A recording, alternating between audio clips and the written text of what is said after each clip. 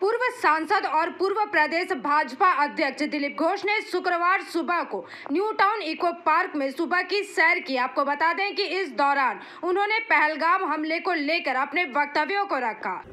ভুল করে সীমান্ত পেরিয়ে পাকিস্তান রেঞ্জার্সের হাতে আটক হলেন। এই মোমেন্টে এইটাকে আলাদা করে চাপ বাড়াবে?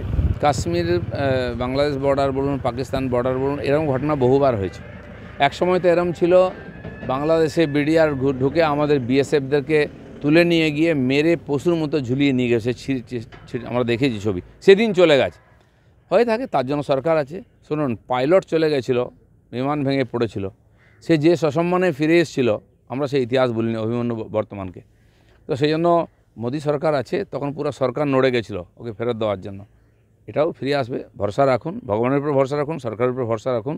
এই আমাদের যে জওয়ান গেছে সে সশরীরে সসম্মানে ফিরে আসবে। আর ওদিকে দাদা জল বন্ধ হয়েছে সিন্ধু, আপনার কি মনে হয় এদিকে একটু এবার ফরাক্কাটা খুলে দেওয়ার দরকার আছে? কারণ এখান থেকে খুব বাজে বাজে মন্তব্য। দেখুন, এই ধরনের যারা ছোট ছোট দেশ, সেখানকার যারা এই যে তাদের দুর্বলতা, তাদের দারিদ্র, তার জন্য তার দেশের ভিতরে কিছু লোক তারা ওই দেশের মানুষকে কষ্ট দিচ্ছে, কিছু উল্টাপাল্টা কথা বলছে।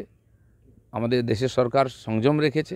কটা চোর-ছেচড়ের জন্য তো একটা দেশকে সাজা দেওয়া যায় না, 20 কোটি লোককে। তারা আমাদের পড়োশি, আমাদের ভাই, একই শরীর থেকে আমরা হয়েছি, সেটা আমরা ভুলি না। কিছু সময় যেমন ভারতবর্ষের মধ্যে কিছু দেশদ্রোহী আছেন, বিচ্ছিন্নতাবাদী আছেন, সাহায্য করার জন্য ওখানেও আছে। ওদের কথার গুরুত্ব দেওয়ার দরকার নেই। ওইখানকার মানুষ বুঝতে আরম্ভ করেছেন যে যারা এই চক্রান্ত করে সরকারকে সরিয়েছে, যারা আজকে ওখানে এই ধরনের অব্যবস্থা তৈরি করেছে, তার যোগ্যতা কিছু নেই। মানুষ জাগছে, পরিবর্তন হবে। আমার ধারণা বাংলাদেশে শান্তি আসবে। ঠিক সেরকম যেমন বাংলাদেশকে শিখিয়েছে আমরা পাকিস্তানকে যে পড়োশি হিসেবে সোজা থাকতে হবে, বাংলাদেশেও নিজের স্বার্থে যেদিকে ভারত চারিদিকে ঘিরে আছে তাকেও শান্ত থাকতে হবে, ভালো থাকতে হবে। কারণ ভারতের সঙ্গেই থাকলেই তাদের ভবিষ্যৎ ঠিক থাকবে। পহেলগাঁওয়ের হামলার পরে আমরা এখনো পর্যন্ত দেখলাম কোনো জঙ্গিকে আলাদাভাবে খুঁজে বের করা সম্ভব হয়নি, চিহ্নিত করা গেছে।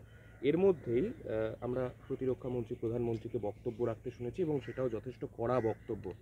এখন দেখা যাচ্ছে সেখানকার পুলিশ তারা একদম আর্থিক মূল্য ঘোষণা করছে তাদের মাথার দাম, অর্থাৎ সেই কাশ্মীরিদের কাছেই কোথাও বার্তা যে তারা খুঁজে দিলে তাদেরকে আর্থিক না, সরকার দেখুন, সরকারের যে কাজ থাকে, রাজ্য সরকার তার কাজ শেষ করছে, হয়ে গেছে ঘটনা, এখন তো তার সমাধান করতে হবে, দ্বিতীয়বার না হয় দেখতে হবে। কেন্দ্র সরকার তার মতো করে করছে।